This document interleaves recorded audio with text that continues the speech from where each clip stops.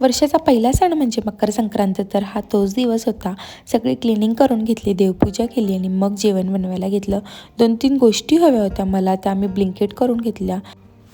त्यामध्ये मी टोमॅटो मागवले होते, हे आंबा फ्लेवरचं श्रीखंड मागवलं होतं आणि हे गिफ्फीचं डिशवॉश लिक्विड मागवलेलं.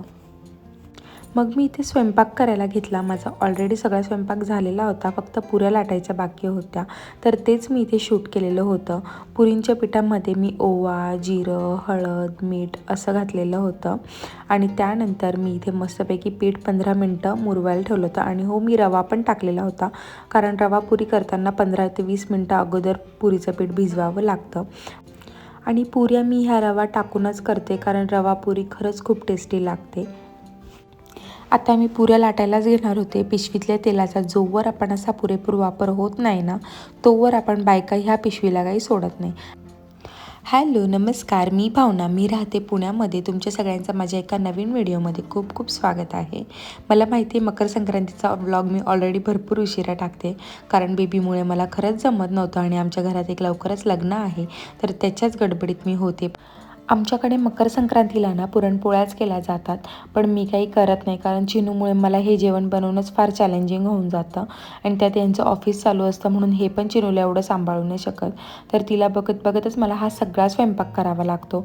ती माझ्या लिटरली पायाला धरून बसलेली असते की मम्मा तू हे सगळं सोड आणि मला घे. म्हणून फुल ना फुलाची पाकळी मी हे गोडधोडाचा स्वयंपाक करते. आज मी जेवणामध्ये वरण, भात, श्रीखंड, पुरी, बटाट्याची भाजी असा काही बेत केलेला होता आणि सोबत पापड पण तळून घेतलेले होते. आधी मी ह्या सगळ्या पिठाच्या लाट्या करून घेतल्या. त्यानंतर टिश्यू पेपर घेतले, ते एका चाळणीत ठेवले आणि चाळणी डब्यामध्ये ठेवली, म्हणजे तेल एकदम व्यवस्थित ऑब्झर्व होतं. सहसा आम्ही इतकं तेलकट खात नाही, पण सणावाराला कधी कधी चालतं आणि पुरी भाजी माझी खूप फेवरेट आहे आणि त्यातल्या त्यात श्रीखंड पुरी तर विचारायलाच नको. इथे मी लाट्या करून घेतल्या, त्यानंतर मी पुऱ्या सगळ्या लाटून घेतल्या होत्या आणि पटापट मी एक पुऱ्या सगळ्या तळून घेतल्या आणि छान टमटमीत माझ्या पुऱ्या फुगत होत्या. मी बिलकुल सोडा वगैरे काहीच वापरलेला नव्हता. आय डोंट नो सोडा कशासाठी घालतात पुऱ्यांमध्ये. मग सर्व जेवण गरम केलं आणि ताट वाढायला घेतलं. मम्मी पप्पांचा व्हिडिओ कॉल आलेला, कारण सकाळपासून मी त्यांच्याशी बोललेच नव्हते. दिवसातून 2-3 वेळा तरी त्यांचा कॉल असतोच असतो. चिनूशी बोलायला असतो, मला जेवली का, तू चिनू काय करते हे विचारायला, कधी पप्पा तर कधी मम्मी, आणि पूजा आणि ओमचे तर दिवसभर चालूच असतात. असो, जेवणात आज मी वरण, भात, बटाट्याची भाजी, पुरी, श्रीखंड असा बेत केलेला होता, मी तुम्हाला आधीच सांगितलं. आणि त्यासोबत थोडासा पापड पण तळून घेतला होता आज मी. मस्तपैकी ताट वाढून झालं आणि जोपर्यंत सणावाराला असं काही गोडधोड करून आपण खात नाही ना, तोपर्यंत सण आहे असं काही आपल्याला वाटत नाही. हा मी नैवेद्याचा ताट बनवत होते, कारण सगळ्यात पहिले मला देवाला नैवेद्य दाखवायचा होता आजच्या दिवशी.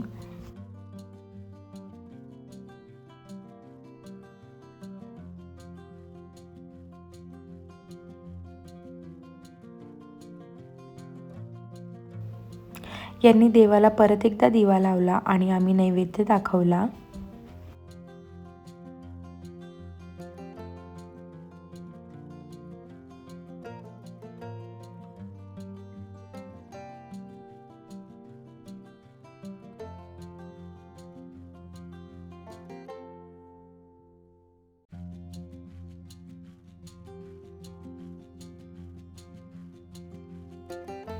मग आम्ही बसलो जेवायला, मस्तपैकी जेवण केलं आणि आम्ही हा जो नैवेद्याचा ताट असतो ना, तोच आम्ही जेवायला घेऊन घेतो. आणि चिनू आज झोपलेली होती शांतपणे, म्हणून आम्हाला खूप निवांत जेवता आलं. नाहीतर तिला आवरत आवरत जेवण करणं खूप आम्हाला कठीण जातं, पण मस्तपैकी आम्ही जेवण केलं.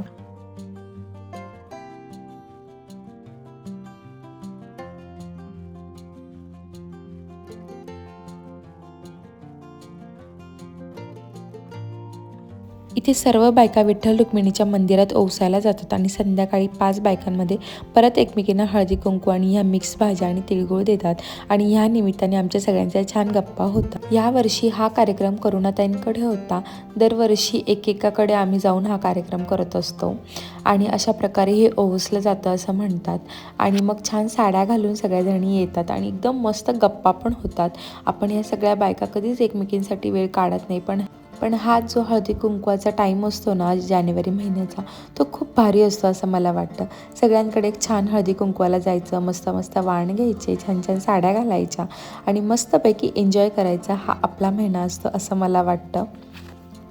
त्यानंतर आम्ही चौघीजणी गोल करून बसलो आणि 2-2 जणी मिळून एकमेकींना ओवसून घेतलेलं आणि मग त्यानंतर सगळ्यांना ओवसून झाल्यावर मस्तपैकी फोटोज काढले आणि अशा प्रकारे आमचा काहीसा मकर संक्रांतीचा सण साजरा झाला. अशा प्रकारे आमचा मकर संक्रांतीचा दिवस पार पडला आणि आजसाठी इतकंच. भेटूया पुढच्या ब्लॉगमध्ये. माझा व्हिडिओ शेवटपर्यंत बघितल्याबद्दल खूप खूप थँक्यू आणि माझ्या व्हिडिओला लाईक करा, चॅनलला सबस्क्राईब करा आणि बेल आयकॉन आहे ती हिट करा.